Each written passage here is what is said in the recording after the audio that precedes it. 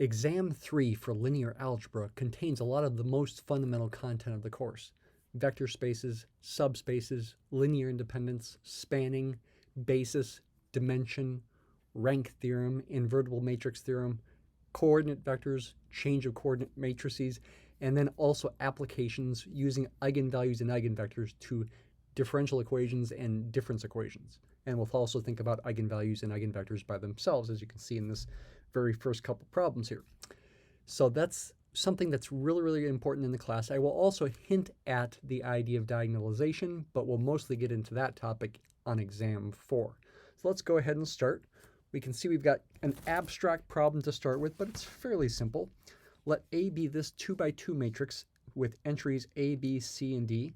Let T be A plus D, that's the sum of the numbers on the main diagonal, that's called the trace of A. Let capital D be the determinant of A, that's the product of the numbers on the main diagonal minus the product of the numbers on the off diagonal, AD minus BC.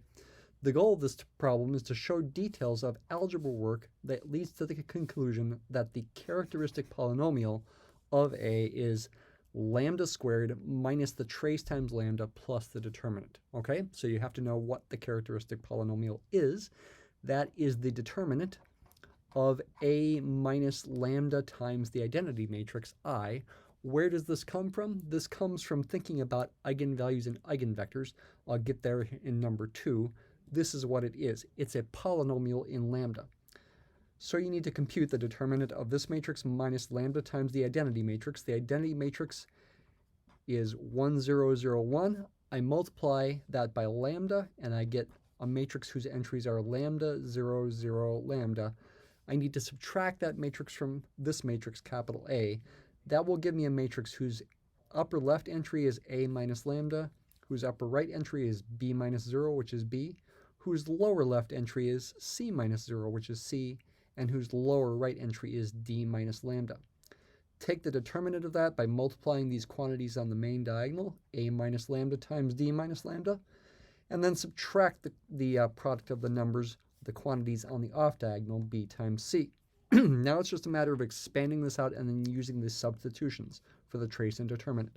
Expand this out with FOIL, I'll get A times D for first times first. Outside times outside is minus A lambda. Inside times inside is minus D lambda. Last times last is negative lambda times negative lambda is plus lambda squared, then minus BC. Now rearrange, group the like terms together. Lambda squared term I'll put first, and then these two are the lambda terms. I can factor out a minus sign and write it as, in parentheses, A plus D times lambda. Of course, I factored out a lambda as well. Finally, the constant terms are AD and minus BC, and now it's set up to say this is the same as lambda squared minus the trace times lambda. It's not plus the trace times lambda, it's minus, plus the determinant. That is the characteristic polynomial for a 2 by 2 matrix in terms of the trace and determinant, and it's a very useful thing. You don't actually have to go through this calculation. You can just jump from the matrix right to there if you go ahead and compute the trace and determinant. All right, number 2 is about eigenvalues and eigenvectors. We've got this particular 2 by 2 matrix, 7, 6, negative 3, negative 2. I'm telling you that the number lambda equals 4 is an eigenvalue of this matrix A. The goal is to show work to find the corresponding, or a corresponding eigenvector, I should say. Once you've found one eigenvector, any non-zero multiple of that will also be another eigenvector for that given eigenvalue. The definition of an eigenvalue-eigenvector pair is that you are looking for non-zero solutions of an equation like this. Ax equals lambda x. You're looking for non-zero solutions for x. Where, say, x has components, vector x has components xy, where these are not vectors, those are scalars. Go ahead and plug these things in here. Plug in the matrix A, plug in the thing I'm telling you is an eigenvalue, and see what you get. 7, 6, negative 3, negative 2 times xy should equal lambda times x, 4 times the vector whose components are x and y. And this can be expanded to 4x and 4y. I can also figure out what that product is. That's going to be 7x plus 6y and negative 3x minus 2y. So we have a system of equations, and I'm looking for non-zero solutions of this. The fact that 4 is an eigenvalue, and if you trust me at least, means there will be non-zero solutions for this vector. This system actually is redundant. It's not so clear that it is. Set 7x plus 6y equal to 4x and negative 3x minus 2y equal to 4y. To see that it's redundant, go ahead and subtract 4x from both sides and subtract 4y from both sides. If you do so, you'll get 3x plus 6y equals 0 for the first equation because 7x minus 4x is 3x. And for the second one, because negative 2y minus 4y is negative 6y, it will become negative 3x minus 6y equals 0. And you can see that that is now a redundant system, as it had to be if 4 truly is an eigenvalue. These equations are multiples of each other, scalar multiples of each other. The second is negative 1 times the first. So I can just focus on one of them, say the first one. And if I divide everything by 3, I can write it as x plus 2y equals 0. Any set of numbers satisfying that equation does give an eigenvector if it's a non-zero solution. You could also write it as x equals negative 2y and think of y as a free variable. And that means I can think of one eigenvector as being, for example, take y to be 1, then x will be negative 2. There is an eigenvector for the eigenvalue 4. Any non-zero multiple of that is also another eigenvector for the eigenvalue 4. There are infinitely many eigenvectors for the given eigenvalue. You don't want the zero vector, to be an eigenvector, though it is a part of what's called the eigenspace, the subspace spanned by the eigenvectors, but we are after just one non-zero eigenvector. That solves the problem. You might want to double check that this equation really is satisfied. Go ahead and compute 7, 6, negative 3, negative 2 times this proposed eigenvector. What should we see? We should see the answer to be 4 times the eigenvector. The final answer should be negative 8, 4. Let's see if that happens. 7 times negative 2 is negative 14, plus 6 times 1 is plus 6. What did I say? I have to multiply this by 4, so it should be negative 8. Yeah, that's going to be a negative 8, and then 4 will be the second component. Negative 3 times negative 2 is positive 6, and then negative 2 times 1 is minus 2. Yeah, negative 8, 4 is the answer, and that is 4 times, the scalar 4 times the original eigenvector, negative 2, 1. That double checks that it is an eigenvector.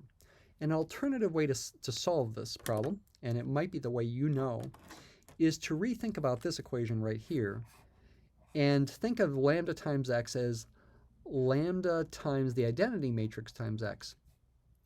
Subtract that from both sides and write it as ax minus lambda ix equals the 0 vector. Factor out the common factor of x to write it as a minus lambda I times x equals the 0 vector. And again, you're after non-zero solutions for x. Hey, that a minus lambda I, that's just like the determinant up there that we were taking. And I said, well, what I'm telling you now is eigenvalues are roots of the characteristic polynomial. This thing's called the characteristic polynomial. The determinant of this matrix. When that's 0, you're going to get non-zero solutions for x. That's when you're going to have eigenvectors corresponding to certain values of lambda that are called eigenvalues. Okay, so that ties these problems together. On to number 3. In trigonometry, there are formulas called triple angle identities. One such example is this identity, cosine of 3t equals cos cubed t minus 3 cos t times sine squared t. This is an identity. It's true for all t, no matter what t is. You're not trying to solve this equation for t. No matter what, these two things are equal. That's emphasized here. This is true for all t. The goal of the problem is to use this identity to give a brief explanation for why the set of these 3 functions is a linearly dependent set of functions. Okay? Maybe you've learned about linear independence and dependence in the context of regular column vectors, say in 3-dimensional space or 4-dimensional space or n-dimensional space. You can apply the concept of linear independence and dependence to spaces of functions. In this case, a function space, say a bunch of trig functions that form a function space, a certain kind of vector space. Why are these things linearly dependent? They will be linearly dependent by definition if some non-trivial linear combination of them equals the 0 function, which is the 0 vector for a function space. This is a very easy problem. All you have to do is take this identity and rewrite it so that just 0 is on one side. Just subtract cos cubed t from both sides and add 3 cos t sine squared t to both sides. Those are related to the 3 functions in this collection here.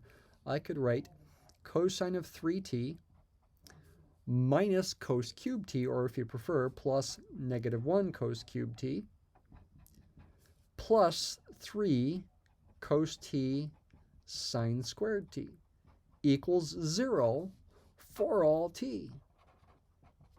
Okay?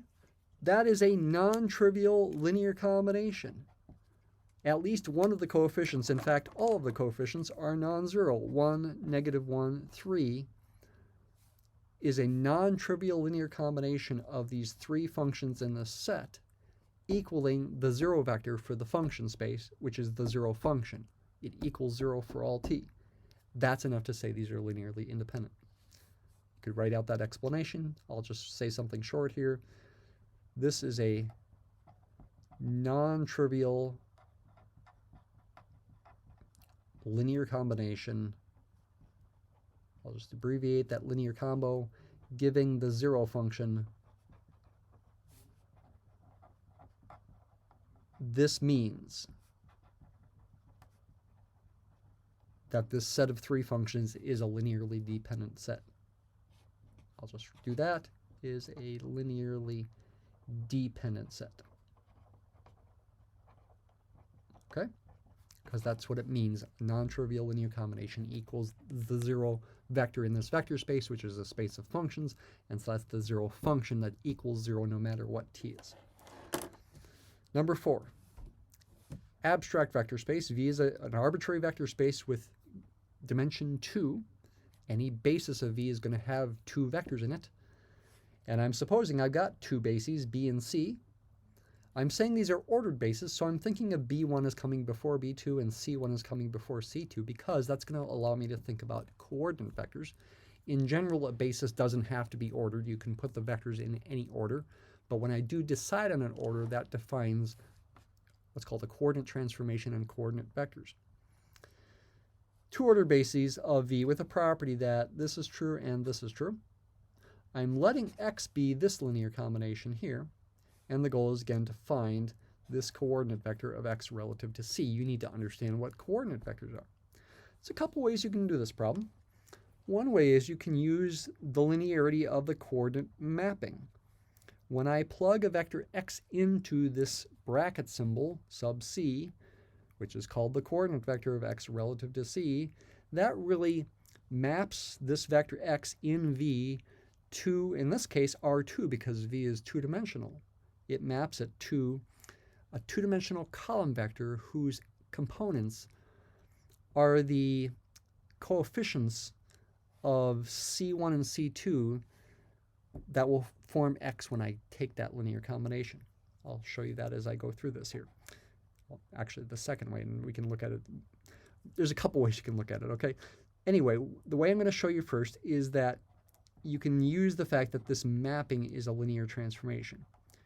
X is this linear combination, 3b1 plus 5b2.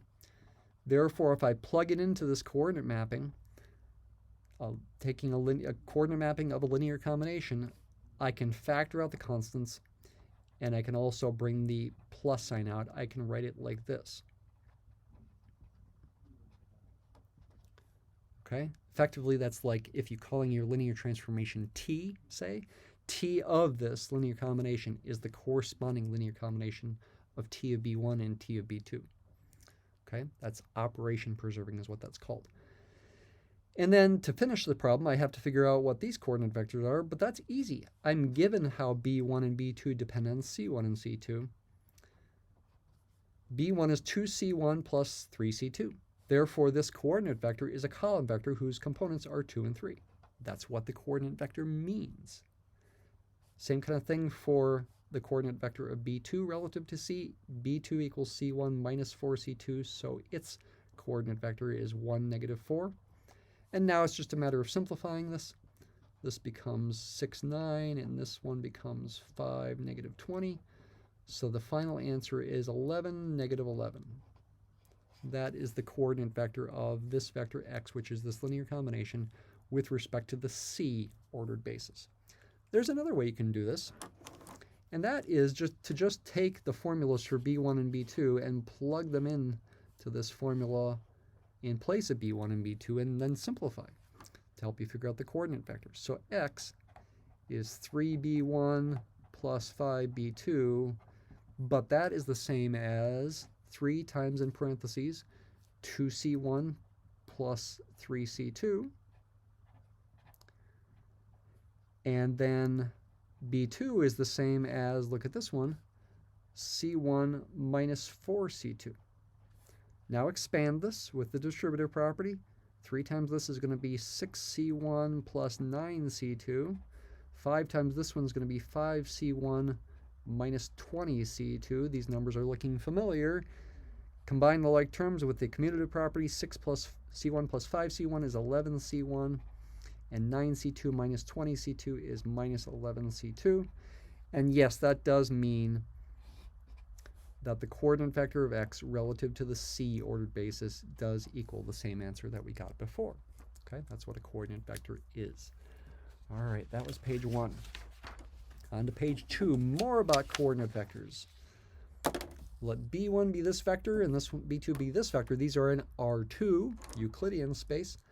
Let x be that vector. Note that this forms a basis for R2. These are linearly independent vectors, and there are 2 of them. They must automatically span R2. R2 is 2-dimensional. They're linearly independent because they're not scalar multiples of each other. That forms a basis, and in fact we can take it to be an ordered basis. That is the implicit assumption here.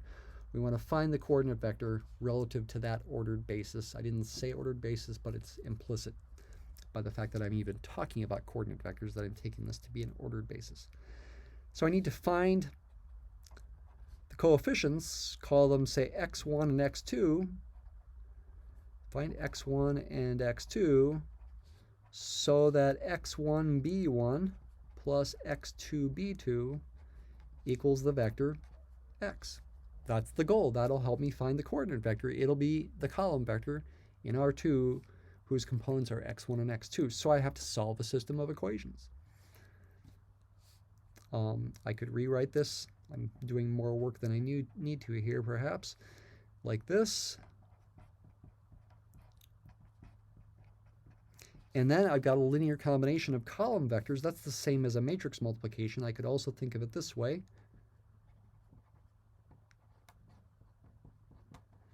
And I could solve this in a few different ways. I could do row operations. I could find the inverse matrix of this matrix. Let's do it both ways, in fact. So let's first do it with row operations. 2, -1, 13, 3, 4, 3. This is an augmented matrix with the coefficient matrix here in the first 2 columns and this output vector in the 3rd column after the dashed line. Do row operations. For example, multiply row 1 by 1/2 to get 1, -1/2, 13 halves. Then I'm also going to imagine now multiplying that new row by -3 and adding it to the second row to get a 0 down there, right? 1 times -3 is -3, plus 3 is 0. -1/2 times -3 is +3 halves, plus 4, which is 8 halves, is 11 halves. And then -3 times 13 halves is -39 halves, plus 3, which is plus 6 halves, is -33 halves. Hopefully we're not making a mistake here. We'll check it with the inverse matrix as well. Now multiply row 2 by 2/11ths. Leave row 1 as is here. To get a 1 right there, a leading 1, 2/11ths times 11 halves is 1. 2/11ths times this is going to be -3. Okay, that's nice. And now I'm going to multiply row, I want to get a 0 here, so I'm going to multiply row 2 by +1/2 and add it to row 1. Giving me 1, 0, 0, 1, and then the -3 stays as is. Multiply -3 by +1/2 to get -3 halves added to this, and that gives me +10 halves, which is 5. Okay, a lot of work to get a simple answer. x1 is 5, x2 is 3, which does mean the coordinate vector of x relative to the B basis is 5, -3. Let's double check it with an inverse matrix as well.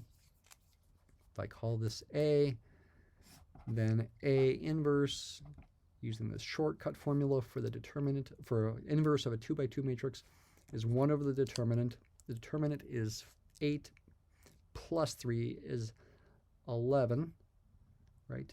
8 plus 3, yep. And I need to swap the entries there, the 4 and the 2, and negate the entries here to get a +1 and a -3. So the inverse matrix, if I've not made a mistake, is 4 elevenths, 1 11th, -3 elevenths, and 2 elevenths. I'm just going to double check again, make sure I didn't make a mistake. 8. Okay, I think that's right.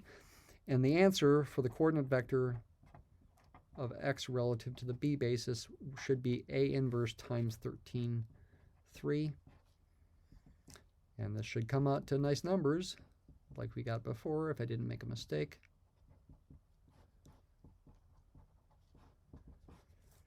Uh, 4 times 13 is going to be 52, so I get 52 elevenths plus 3 elevenths. That'll be 55 elevenths, which is 5, that's good. And then -39 elevenths plus 6 elevenths. Yeah, we get 55 elevenths and negative, I must have made a mistake here. This is a 39, okay, not a 37, that's a 9. So this is -33 elevenths, so yeah, 5, -3, same answer, yay. On to number 6. This is a linear difference equation. Let A be this matrix, written both with fractions and decimals. You can use either form, just for convenience. The goal is to use eigenvalues and eigenvectors to help you solve an initial value problem for a difference equation. We also look at differential equations. xn equals axn minus 1, where you got this initial condition. Your answer should be a formula with no arbitrary constants. Xn is a function of the integer n. Okay. How do we solve this? There's actually a couple different ways to solve it. So I'll solve the way that my students should do for exam 3, but then I'll hint at another way involving diagonalization, even though doing the diagonalization is not going to show up, at least on this part of the exam. It'll be more on exam 4, or for my students, it could be on a take-home portion, since I do talk about diagonalization a little bit before this exam. But how do you do it without talking about diagonalization? The answer is going to be of the form xn equals an arbitrary constant c1 times one eigenvalue to the nth power times the corresponding eigenvector plus another arbitrary constant c2 times the other eigenvalue to the nth power times its corresponding eigenvector v2, assuming that v1 and v2 are linearly independent, which will happen if lambda 1 and lambda 2 are distinct, okay? I'm just telling you that's the answer. That's something that I taught my students. That's how you're going to be writing the answer in that kind of form. So you've got to find the eigenvalues and the corresponding eigenvectors. We can use the trace and determinant. The trace is the sum of the numbers on the main diagonal, getting a common denominator of 10. That's going to be 33 over 10 plus 12 over 10 is 45 over 10, which reduces to 9 halves, 4.5, which you could also see more quickly with the decimal version.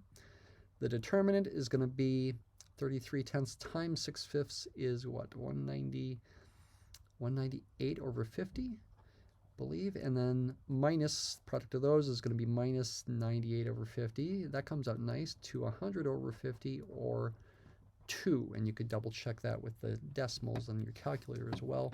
Let's just quickly double check that. 3.3 times 1.2 minus, the two negative signs cancel there, 2.8 times 0.7 does come out to 2. Okay, so the characteristic polynomial is lambda squared minus 4.5 times lambda, the trace times lambda, which I'll write as a 9 halves, plus the determinant. To find the eigenvalues, is set this equal to 0 and solve for lambda. Now, I don't like that fraction in there, so after setting equal to 0, I'm going to multiply everything by 2 just to get rid of the fraction. Not that I have to. That's no longer the characteristic polynomial, but it still has the same roots. It still has this. It's still going to give us the eigenvalues. You could use the quadratic formula. Actually, you can factor this if you are good at factoring. It does factor as 2 lambda minus 1 times lambda minus 4. Yeah, just double check that.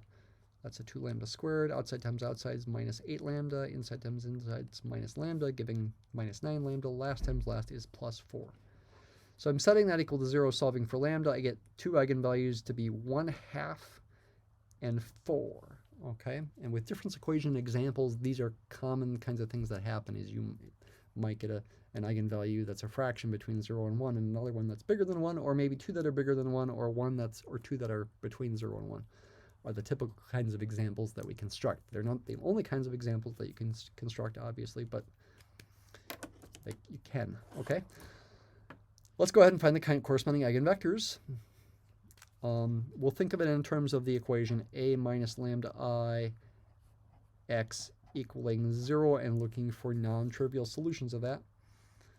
Where a is this, and I need to subtract the eigenvalues from the main diagonal because I'm subtracting lambda I, where I is the 2 by 2 identity matrix.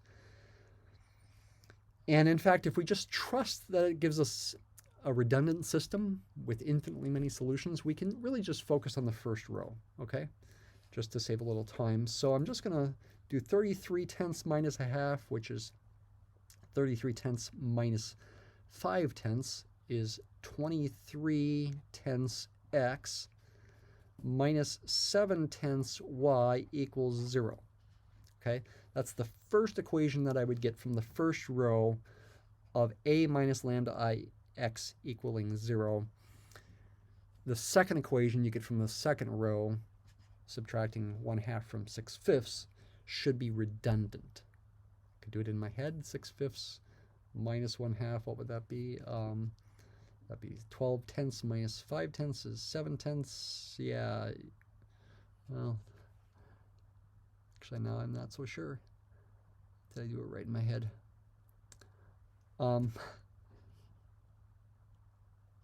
Okay, now I'm feeling like I better do it. Okay. Negative 14/5 x plus 6/5 minus 1/2. 12/10 minus 5/10 is 7/10. Why is this not working out? Oh, this should be 28/10, shouldn't it? 28/10. 33/10 minus 5/10. 28/10. That's my mistake. Okay, yeah, it's going to be redundant. Looking for non-zero solutions of this, we can think of one variable as free and the other variable as not. I can multiply everything by 10 here. I can write 28x equals 7y, or if you prefer, 4x equals y. I could think of x as a free variable and take my eigenvector for the eigenvalue 1/2 to be 1, 4. Right? X is free, take it to be 1. That means y is 4 times 1 is 4. And then for the other eigenvalue, this was for lambda 1 equals 1/2. For the other eigenvalue, lambda 2 equals 4. Here I will just trust it. Okay, 33/10 minus 40/10 is negative 7/10 x minus 7/10 y equals 0. That's going to imply negative x minus y equals 0, implying y equals negative x. And I can take my second eigenvector to be, for example, 1, negative 1. If I think of x as free and y as depending on x like this. Okay, then take x to be 1, then y would be negative 1. Okay, any non-zero multiples of these would work as well, assuming I've not made a mistake. So the final answer is xn, looking back up here, is an arbitrary constant. Well, okay, I made more work for myself, and I run out of room here. That'll be your general solution. We also want to solve an initial value problem. General solution is C1 1/2 to the n. Actually, solving for C1 and C2 comes out fairly nicely here, I think. Times V1 is 1, 4 plus c2 times 4 to the n times the vector 1, negative 1. Yeah, now plug in the initial condition. 2, negative 3 equals x sub 0. 1/2 to the 0 is 1. 4 to the 0 is 1. You get ultimately c1 plus c2. And then 4c1 minus c2. And yeah, this does solve nicely. If you add these two equations, the c2's cancel over here. 5c1 equals negative 1. So c1 is negative 1/5. And then c2, for example, if I take that one, it's going to be c2 is going to be 2 minus c1 is 2 minus negative 1/5 is 11/5 because it's 2 plus 1/5. So if I've not made any mistakes, xn, final answer, c1 is negative 1/5 is going to be negative 1/5 times 1/2 to the n times the vector 1, 4. That's a fraction. That's a vector, plus 11/5 times 4 to the n times 1, negative 1. Okay, if I have not made a mistake, that would be the final answer solution of the difference equation initial value problem. Well, okay, on to page 3. Page 3, I think I can go a little faster here. Not that the problems look any easier when you look at them, but we can go faster. Okay, now we're talking abstract vector spaces. Define a linear transformation. Well, okay, these are particular vector spaces. C2R and CR. What are these vector spaces? This is the vector space of all twice continuously differentiable functions over all of R. That means all functions that have a second derivative, at least, that are continuous. The second derivatives are continuous everywhere. And this is all continuous functions defined on R. Those are the vector spaces. They are actually infinite dimensional vector spaces. Here's the formula for T. Plug in an arbitrary function that is twice continuously differentiable, take its second derivative, add 8 times its first derivative, and then add 15 times itself. The kernel of this linear transformation is the set of all functions in here in the domain that get mapped to the 0 function over here. It turns out that it's a two-dimensional subspace of this. It's got a basis with 2 functions in it. We want to find that basis, or a basis. There's really going to be infinitely many. How? By thinking about differential equations, by guessing solutions of this differential equations to be functions of this form. I've gone over this kind of problem with my students. Functions of this form will solve the differential equations for certain values of s. In fact, s's are going to be eigenvalues of a certain characteristic polynomial. Show your work, write down your final answer as a finite set of linearly independent functions. We want to find a basis with 2 functions in it because this is going to be a 2-dimensional subspace. How do you know it's a 2-dimensional subspace? Because of theory from differential equations. When you've got a linear second-order equation like this, the solution of this homogeneous equation is going to be a 2-dimensional vector space, and it will be the kernel of the corresponding linear transformation. Notice how these 2 things are related to each other. The formula for T and the left-hand side of that differential equation are essentially saying the same thing. So what do? You guess this solution, and that means we need to plug it into the differential equation, so we need to find its derivatives with respect to T, using the fact that S is a constant and the chain rule. Here are the first and second derivatives. I plug it into the differential equation, which also does mean plugging into the linear transformation T, and set it equal to 0 and try to solve for s. Second derivative is s squared e to the st. 8 times the first derivative is plus 8s e to the st, and 15 times the function is 15 e to the st. I'm setting that equal to 0 for all t and seeing is there one value or more than one of s that works. And the answer is yes. You can factor out, you're going to get 2 values of s. You can factor out the e to the st, which is never 0. And you're left with just this thing equaling 0, and you can factor that as s plus 3 times s plus 5. And that has roots -3 and -5. And those are kind of like eigenvalues, evidently, here. Although I don't see a matrix, you might wonder how that could still be eigenvalues. There actually can be a matrix involved, but I'm not going to say what it is. And that means e to the -s3t and e to the -5t are solutions, and those 2 functions are not scalar multiples of each other, so they're automatically linearly independent. By the basis theorem, since the kernel is two-dimensional, that'll also mean they span the kernel and will be a basis. The answer for the basis of the kernel of the linear transformation consists of these two functions, e to the negative 3t and e to the negative 5t. It's not the only answer. Multiply both of those by non-zero numbers, you're going to get another answer. Okay, and there's actually more complicated answers as well, but this is certainly the simplest one, and I imagine my students should write that one down as the answer. More function spaces. Number 8, consider the collection of polynomials, this one, this one, this one, in P3, the vector space of all polynomials of degree less than or equal to 3. The problem says use coordinate vectors to help you decide whether this set is linearly independent or linearly dependent. Explain what you're doing and use technology where convenient. Okay, so what's the idea here? The standard basis for P3, the simplest basis, consists of the 4 polynomials 1, t, t squared, and t cubed.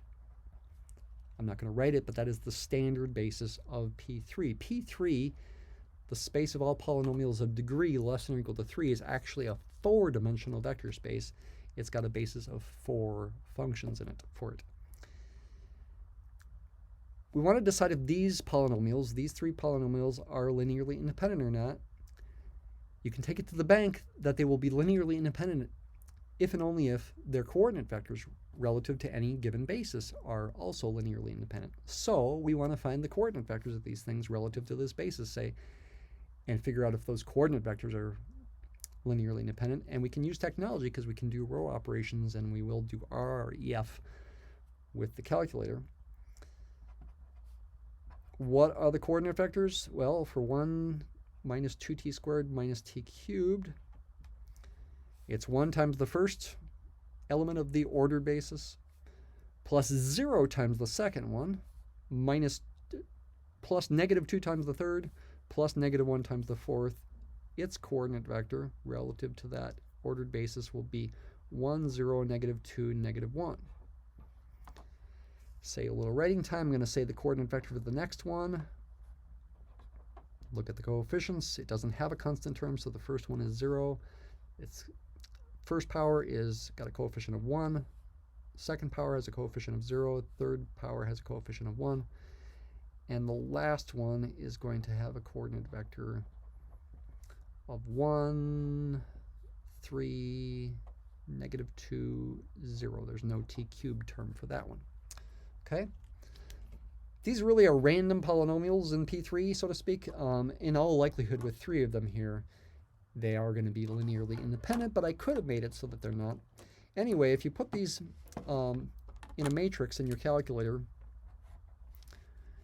and do row operations, well, my calculator, it actually didn't work to do a 4 by 3 matrix. Some calculators it will work.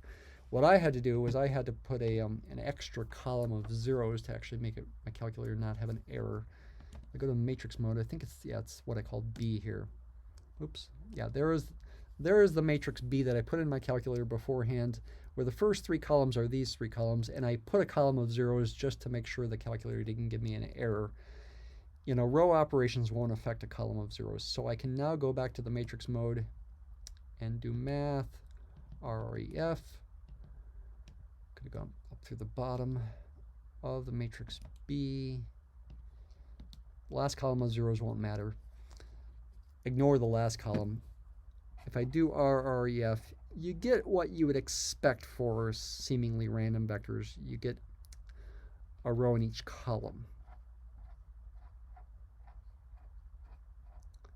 I meant to say a pivot in each column, leading one. And a row of zeros. If you've got more rows than columns, that would be what typically happens. Because there's a pivot in every column, that means the corresponding homogeneous system, which I could include the zeros from the last column for, has no free variables. Maybe I should have included the last column of zeros.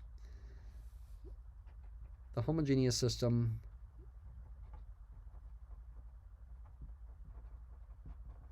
call it AX equals 0, has no free variables. You could also say there's a pivot position in every column of the coefficient matrix when it's in reduced row echelon form, and also that means of the original coefficient matrix. No free variables, and that means the only linear combination of these column vectors that gives you the 0 vector is the trivial one, and it would also mean the only linear combination of these 3 polynomials in here that gives you the 0 polynomial is the trivial one. So therefore, the set is linearly independent. Therefore, linearly independent. Okay. Next problem comes back to coordinate vectors again, but also brings in change of coordinates matrix. We got 4 vectors here, b1, b2, c1, c2. Both collections, b1 and b2 and c1 and c2, are bases of R2. Different bases, though. Can we convert from one basis to the other? Yes, you can. You can do that by finding something called the change of coordinates matrix, which will exist if these are indeed bases. What's the algorithm to find the change of coordinates matrix? You create an augmented matrix. When we're going from B to C, you put the C vectors in the first 2 columns and the B vectors in the second 2 columns. You go to reduced row echelon form. The first 2 columns should become the 2 by 2 identity matrix, and then the last 2 columns end up being what this change of coordinates matrix is. That is the algorithm. I'm not going to explain it. So this would be 3, -1, 2, 1. That's the C vectors. The B vectors are 1, 2, -1, 1.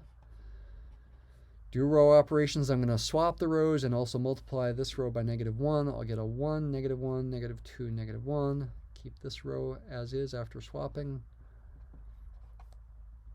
Now I'm going to multiply row 1 by -3 and add it to row 2 to get a 0 there. Keep row 1 as is. 1, -1, -2, -1. Get a 0 there. If I multiply that by -3 and add, so I got to multiply this by -1 by -3 and add. -1 times -3 is 5. 5 plus 2 is 7. -2 times -3 is +6. Plus 1 is 7. Did I make a mistake? It was a -3. So easy to make a mistake here. -3 times -1 is +3. Well, yeah, this should be a 5. +3 plus 2 is 5.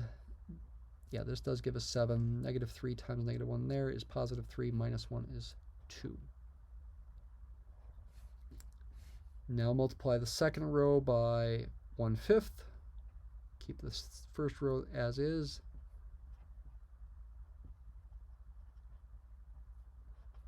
We're not going to be able to avoid fractions here. Now add row 2 to row 1 and put the answer in row 1 to get a 0 there. And that'll give us identity matrix in the first 2 columns. The second row here will stay as is, 7/5 and 2/5. I'm adding row 2 to row 1. 7/5 minus 2 is -3/5. 2/5 minus 1 is -3/5 as well. So it looks like there's the P matrix denoted with this funny notation. P, it goes from B back to C, so to speak. Okay, that's the way the notation looks. We can use it to do part B. X is this linear combination of the B vectors. We want to now find the coordinate vector of X relative to C. The way you do it is a multiplication.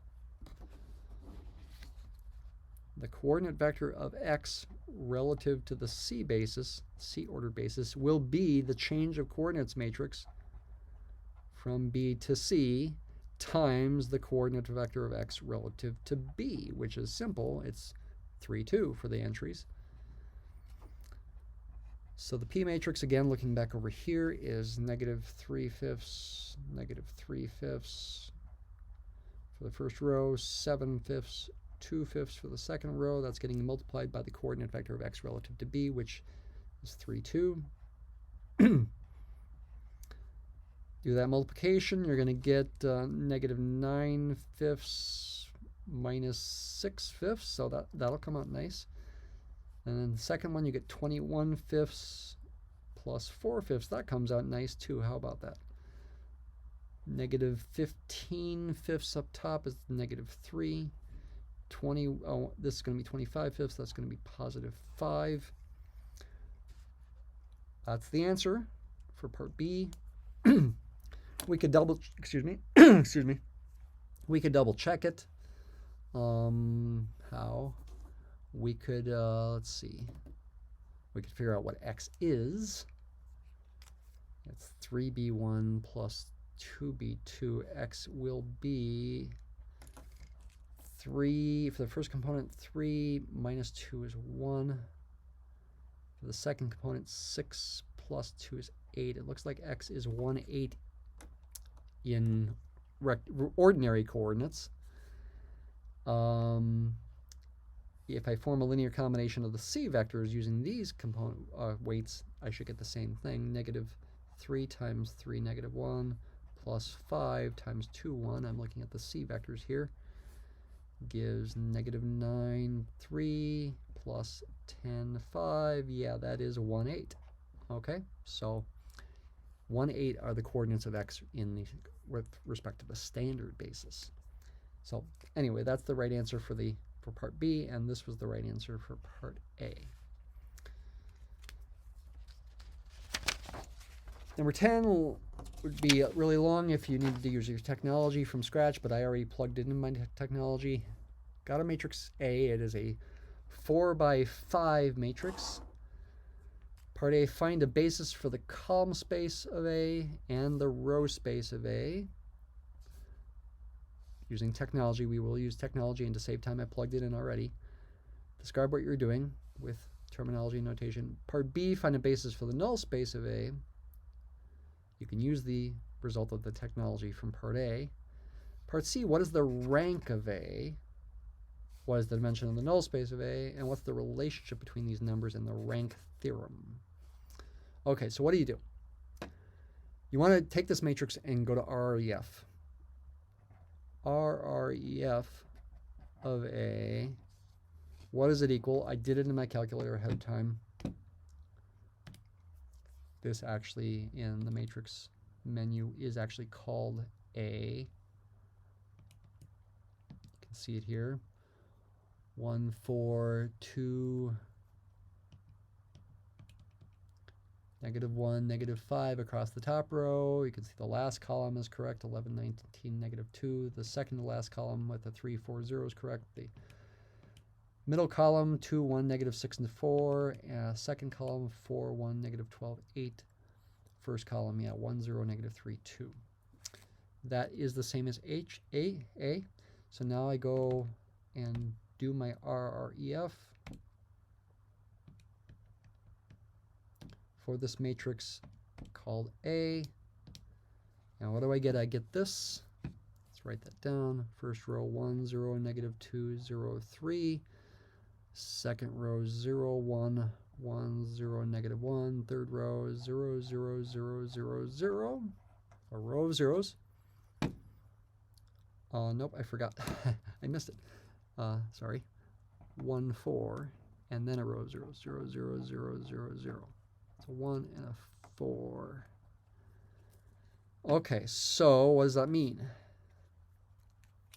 The leading ones are your pivot positions. Basis for the column space, relying on what your teacher told you, and what I'm telling you, is found by going to the corresponding pivot columns in the original matrix, not the RREF, okay? The pivot positions are in columns 1, 2, and 4. Those would be the pivot columns then for the original matrix, and those 3 columns would be a basis for the column space. Basis of the column space of A consists of 3 vectors. 1, 0, negative 3, 2, the first column of A. 4, 1, negative 12, 8, the second column of A. And negative 1, 3, 4, 0, the third column of A. Is that the only answer? No.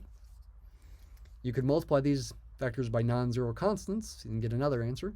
It's also possible that the first, third, and fifth column give a basis for the column space as well, but the algorithm Well, you're not guaranteed that that's going to happen. The algorithm that I'm talking about here guarantees that the pivot columns of the original matrix will be a basis. Do notice this is a three-dimensional subspace of R4. These are in R4, but there's three vectors here. It's a basis. They're linearly independent. They're going to span the subspace, the column space in this case, which is the same as the image of the corresponding linear transformation. That's a three-dimensional subspace of all of R4. It's not all of R4. What about a basis for the row space of A? The algorithm says you can do one of two things. You can either take these three rows that have the pivot positions for the RREF, or the same three rows for the original matrix. Okay? Simpler to take the three rows maybe here. So a basis for the row space of A. I'm going to go ahead and write these as column vectors to save space. Whether you think of them as column vectors or row vectors, it doesn't matter. I'm going to write these rows as column vectors. First row, 1, 0, negative 2, 0, 3. Second row, 0, 1, 1, 0, negative 1. Third row, 0, 0, 0, 1, 4. Okay, and I could have written those as row vectors. All right, the algorithm says you can do that. You could also use the first three rows of A that are pivot rows. These are five-dimensional vectors, or I should say they're in R5. There's still three of them, so this spans, it's a basis for a three-dimensional subspace of R5. But it's not an accident that both of these bases have three vectors in them. The rank theorem, in fact, says that the dimension of the column space and dimension of the row space have to be the same. But they are subspaces of different Euclidean spaces. This is a subspace of R4, the span of these, and the span of these is a subspace of R5. The column space is a subspace of R4, the row space is a subspace of R5, but they're both three-dimensional subspaces. As far as the basis for the null space, you need to imagine another column of zeros. You're solving a system of homogeneous equations, and thinking about the RREF, the corresponding system you would get would be x1 minus 2x3 plus 3x5 equals 0. x2 plus x3 minus x5 equals 0. x3 and x5, the third and fifth columns, are the free variables. And from the last equation, x4 plus 4x5 equals 0. That was a 4 here, remember. This is a 1 here. So again, x3 and x5 are their free variables. x1, x2, and x4 are not. I can solve for those things. x1 will be 2x3 minus 3x5. x2 will be negative x3 plus x5. And x4 will be negative 4x5. Right? Look good. x3 and x5 are free. That means your null space is going to be two-dimensional. A basis for the null space, because you've got two free variables, for null consists of what two vectors? They are going to be five-dimensional vectors, or in R5 is better what to say. One of them I take x3 to be 1 and determine how the other things depend on x3. x1 is 2x3, so I put a 2 in the first spot. x2 is negative 1x3, again, also plus the x5 terms. So I put a negative 1 there. x4 and x5 don't depend on x3, so I get zeros there. For the x5 one, I put a 1 in x5's position. The coefficient of x5 in x1's equation is negative 3. In x2's equation is positive 1, and x4's equation is negative 4, and I put a 0 in place of x3. And those are definitely not scalar multiples of each other. This is guaranteed to be a basis for the null space of A. It's a two-dimensional subspace of R5. What's the rank of A? The rank of A rank A, by definition, is the dimension of the column space of A, and which by a theorem equals the dimension of the row space of A, and both of those are three-dimensional. Yes, they are subspaces of four-dimensional space and five-dimensional space respectively, but because the basis in each case has three vectors, they are three-dimensional subspaces in each case.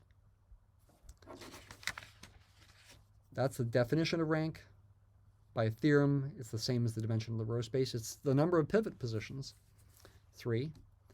What's the dimension of the null space of A, which is also called the nullity of A? And for some reason, people don't typically capitalize that. That is the number of vectors in a basis for the null space, which is 2, right? Right there, that's 2. Because there were 2 free variables. What's the relationship between these numbers and the rank theorem? The rank theorem says that the rank of A plus the nullity of A equals the number of columns of A. 3 plus 2 equals 5. 3 is the rank of A. 2 is the nullity of A, dimension of the null space. 5 is the number of columns of A. It's also the domain, the dimension of the domain as a Euclidean space of the corresponding linear transformation. 4 by 5 matrix, you'd multiply it by a 5-dimensional vector. The domain is R5. The output space, the codomain, is R4.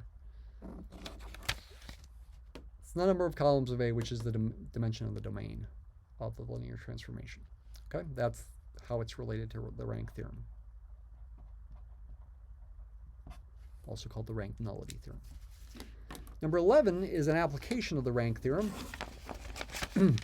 A scientist solves a non-homogeneous system of 7 linear equations and 9 unknowns and finds 3 variables, three free variables. Can the scientist be certain that if the right-hand sides of the equations are changed, the new non-homogeneous system will have a solution? Okay, so evidently for some right-hand sides, it's got a solution and it happens to have 3 free variables. But if you change the numbers on the right-hand sides, can you be certain it's got a solution? You want to answer these kinds of questions with the rank theorem. The matrix, and I'm not going to write sentences here. It's an explanation, so my students really should write some sentences, but for sake of time, I'm just going to say the coefficient matrix A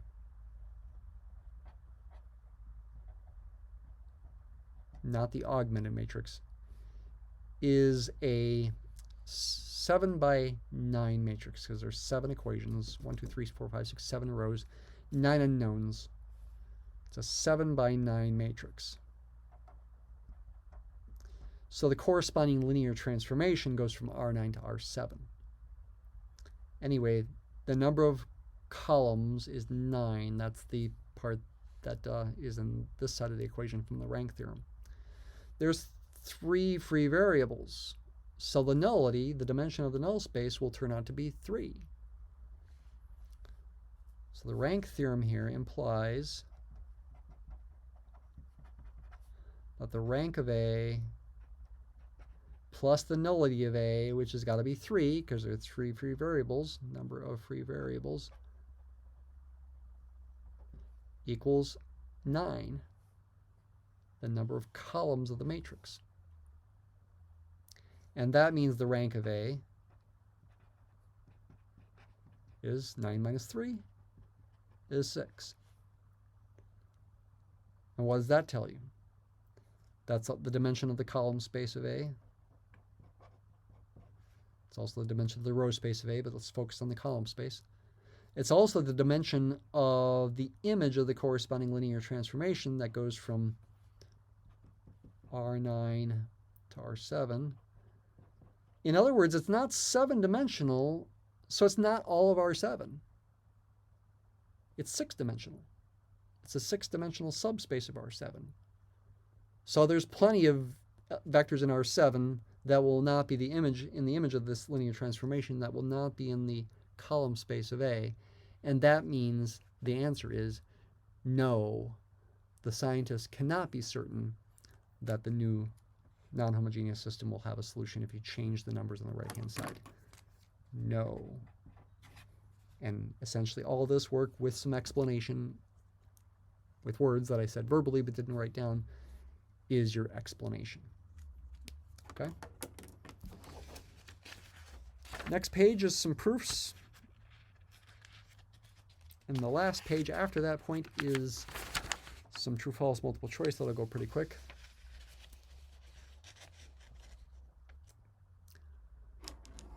Abstract proofs here. Let V and W be vector spaces, and let T be a linear transformation. Domain is V, codomain is W. The kernel of T is the set of all points in the domain that get mapped to the zero vector of the codomain. That is the kernel by definition. Didn't have to remind my students of the definition, but I did. Use the fundamental defining properties of linear transformations, the fact that they're operation preserving is a big thing here, to prove that the kernel of T is the subspace of V, right? You're proving complete sentences. Okay, I will go ahead and write complete sentences here.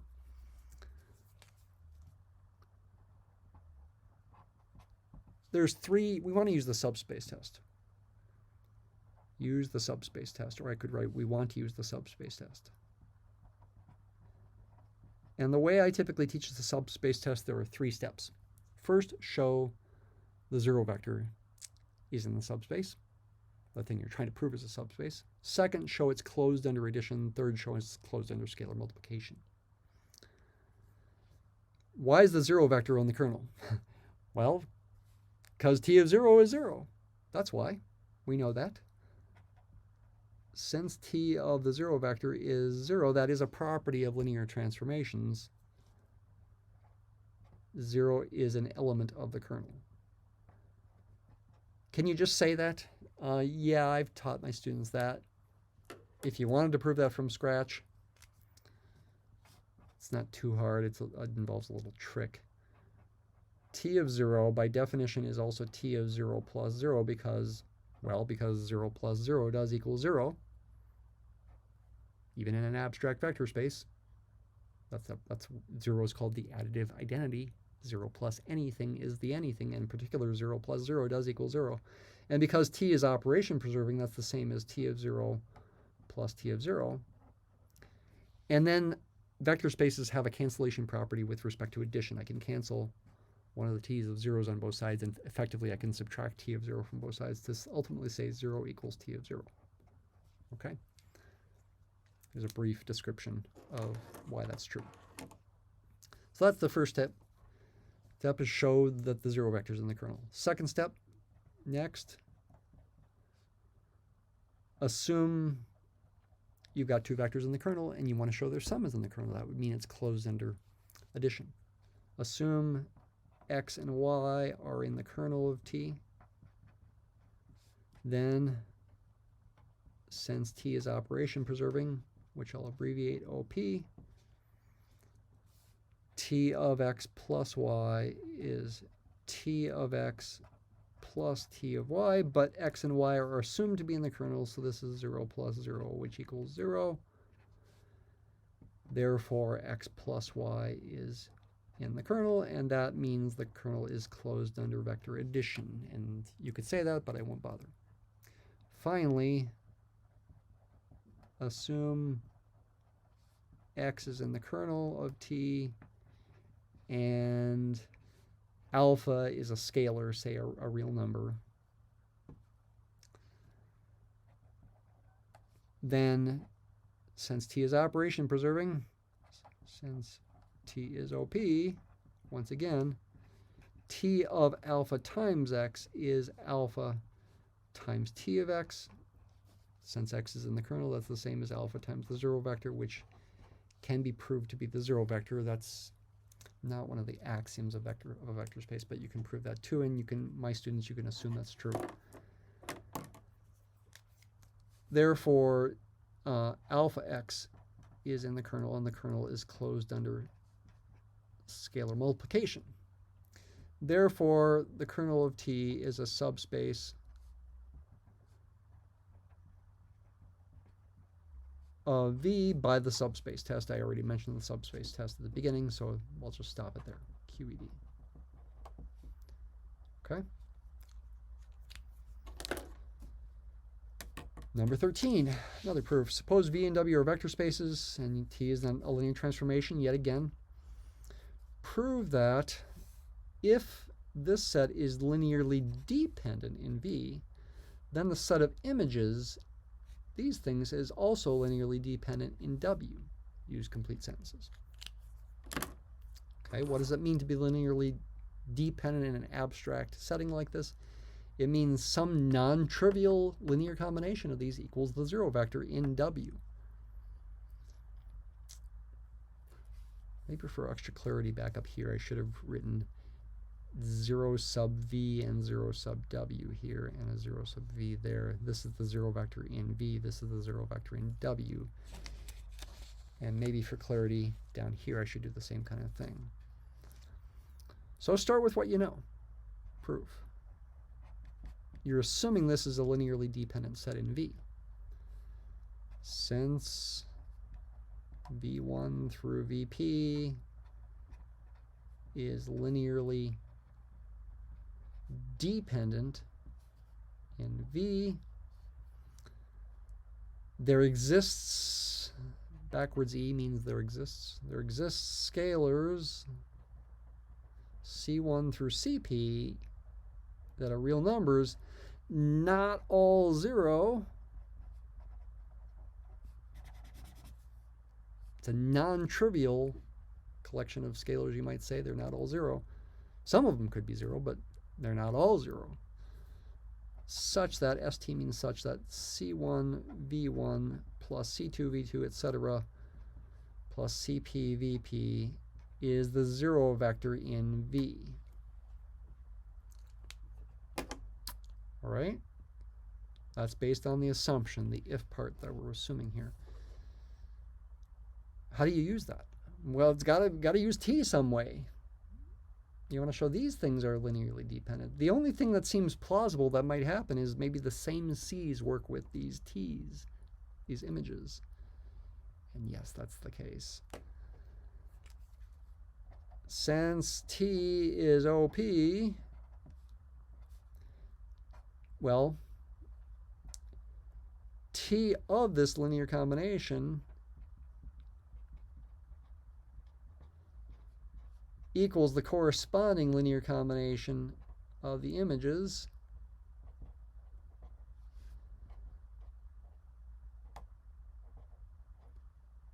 but wait a minute, that thing's zero.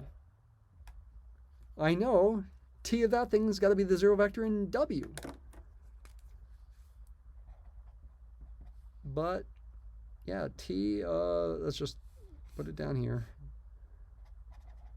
That thing equals the zero vector, or equals T of the zero vector in V, which we know will be the zero vector in W. i.e., in other words, C1 T of V1 using this, the fact that this equals this.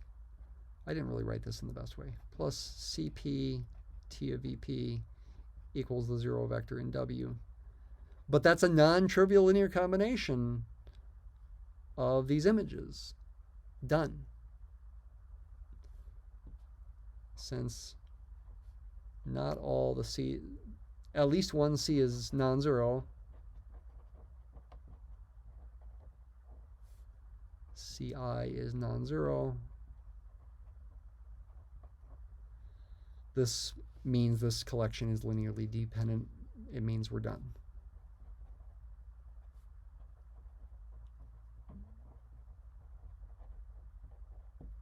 Okay? QED. All right.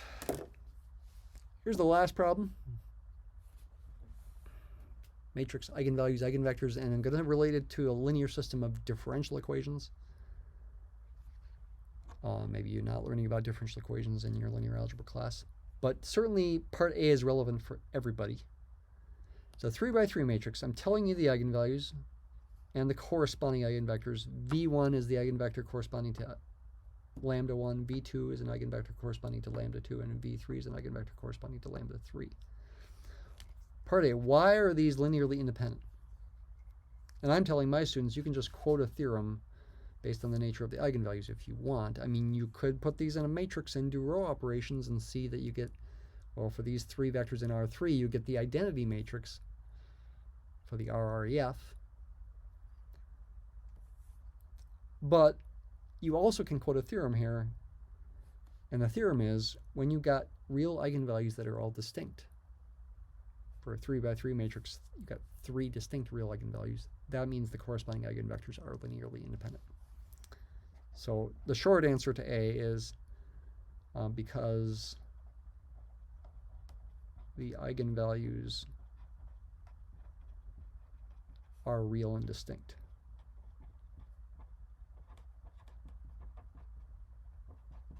Okay, there's a theorem that would then say the corresponding eigenvectors form a linearly independent set. Part B, based on these facts, write down a general solution of this, and it's kind of similar to the difference equation problem. An arbitrary linear combination related to eigenvalue eigenvector pairs, but it's not lambda 1 to the n power times v1. It's e to the lambda 1 times t. Lambda 1 is 1, so e to the t times v1. T is a real quantity here for a solution of a differential equation, it's not just an integer. And it's e to the t instead of 1 to the n. Plus the other arbitrary constant c2 times e to the next eigenvalue times t, 2t times its eigenvector, plus another arbitrary constant times e to the 3t in this case, times the corresponding eigenvector. There's a general solution, and that could help you solve initial value problems. Part C, is the origin a sinc source or some type of higher dimensional saddle point? The idea here intuitively is these are exponential growth functions in front of these eigenvectors, and that means solution curves, if you graph them in three-dimensional space, go away from the origin as time goes by, as t increases, and that means 0 is a source. And that will happen for a differential equation if all the eigenvalues are positive.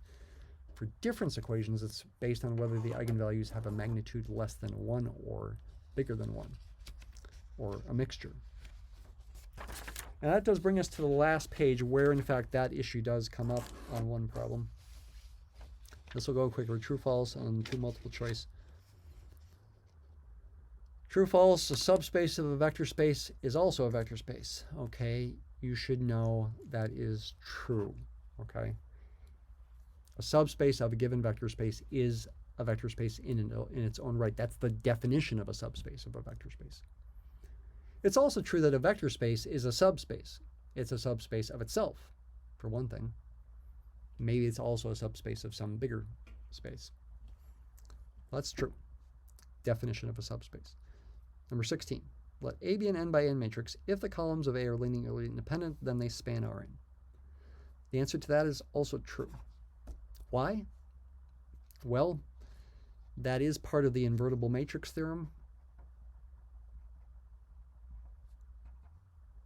You could also say it's part of the basis theorem. A being square, n by n means you've got n vectors that are all in Rn.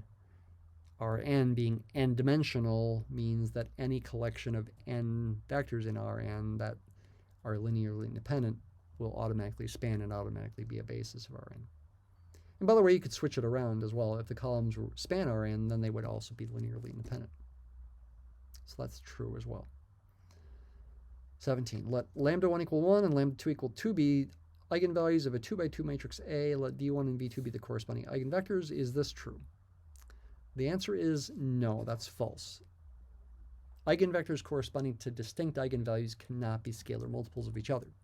It is true that 2v1 is an eigenvector of A corresponding to the eigenvalue lambda 1 equals 1. It's just not going to equal v2. Okay? So yes, Non-zero multiples of eigenvectors are eigenvectors, but for the same eigenvalue, not for a different eigenvalue. That's false. 18. Dimensions of the row space and column space of an m by n matrix A are never the same when m and n are different. Think a bit about what we talked about 10, 20 minutes ago. Rank theorem. Rank theorem says even if m and n are different, the dimensions of these things will be the same. That's part of the conclusion of the rank theorem. So this is false. They will always be the same, in fact. So if the word always was there, no matter what, the answer would be true. Number 19, this is related to what I just said a few minutes ago. Let A be a 2 by 2 matrix with distinct real eigenvalues, lambda 1, lambda 2, whose magnitudes are both bigger than 1.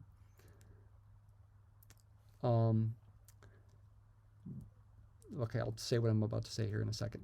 Then the origin 0 is a sinc of the difference equation. That's false. It would be a source. Be a source because when you raise the lambdas to the nth powers, when you solve the difference equation, because the magnitudes are bigger than 1, those quantity lambda 1 to the n and lambda 2 to the n are going to go to infinity as n increases. That really makes the origin a source. The points move away from it as n increases, not a sinc. If these magnitudes were both less than 1, then it would be a sinc. If 1 was bigger than 1 and was less than 1, then it would neither be a sinc nor a source. It would be what we call a saddle point. This would be a source, if in this case, even if the lambdas were complex numbers, okay? As long as their magnitudes are both bigger than 1. That can happen. Almost done. 2 more questions. Number 20, let A be a 13 by 10 matrix. So 13 rows, 10 columns, more rows than columns. It's kind of a thin, tall matrix. Suppose the rank, which by definition is this dimension, is 8. What is the nullity? That's the rank theorem, okay? The rank plus the nullity, which is the dimension of the null space, has to be the same as the number of columns of A, not the number of rows. So if the rank is 8, the nullity has to be 2. Answer is 2. And that would also mean number of free variables is 2 as well. Number of pivot positions is 8. Rank of A also equals the rank of the transpose of A as well. You might want to think about that. The transpose of A would be 10 by 13. And that would mean the nullity of the transpose is not 2, it would be 5. But we're talking about A, the original matrix. 21, by definition, 2 vector spaces are isomorphic if and only if. What's the definition of isomorphic? It means there is a one-to-one and onto linear transformation from one to other. That's the definition of what it means to be isomorphic. The fact that it's one-to-one and onto means you've got this one-to-one correspondence between the vectors in these vector spaces, and the linear transformation means it's operation preserving, and that does mean the algebraic structure is preserved. You write isomorphic this way. It does not mean V is approximately W in the usual sense of the word approximately. It means V kind of acts like W. They have a similar kind of algebraic structure to them. And that is the last question. Thanks for watching.